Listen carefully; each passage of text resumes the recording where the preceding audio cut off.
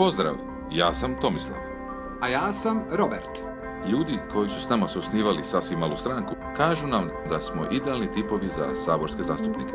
I tako, evo nas. Pravi radišni građani Hrvatske nama su važni.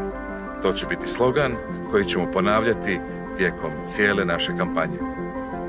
Mi možda i nismo kvalificirani biti saborski zastupnici, članovi vlade ili, ne daj Bože, predsjednici vlade. Ali dramatični kut kamere Može nas učiniti da izgledamo kao, recimo, premijer.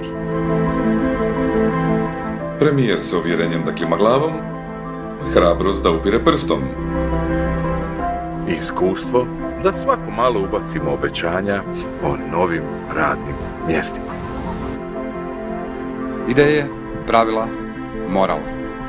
To su stvari koje mi ne trebamo. Ono što mi trebamo, to su samo 2 miliona kuna.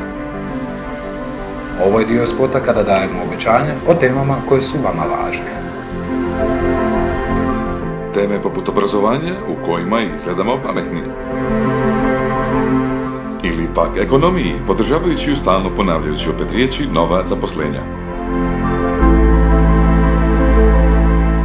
I bla bla bla nešto da pridobijemo glasove žena, manjina i tako dalje. I imamo plan od 5 točaka za oporavak Hrvatske. Apelirati na posebni interes bogatih lobista iza zatvornih vrata. Prikupiti 2 miliona kuna.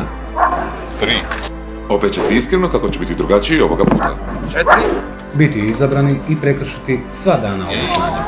5. I nastaviti raditi za donore koji će željeti da osvojimo još jedan mandat.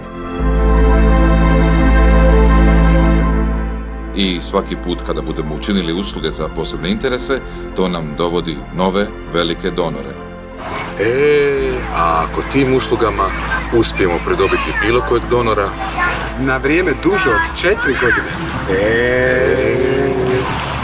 To i svakim izborima birat ćete između desnih, lijevih, SDP-a, HDZ-a, centra ili što li ja znam. Pa i nije neki izbor. Uz dobroga donora i mi možemo biti vaši saborski zastupnici. Mi smo sasvim mala stranka. I odobravamo što god je naš marketinški tim stavio u ovu predizbornu reklamu.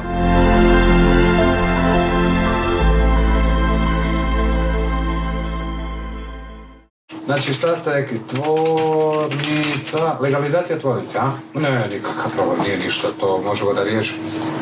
Još ste tu? Mislim, sigurno hoćete neku uslugu. A nema usluga bez donacije, dakle, lijepo vas molim, tu kliknite, pa onda ćemo razgovarati. Donacija prvo, okej? Halo? Šta? Radioaktivno? O ne, kakav problem? Poriješću. Okej.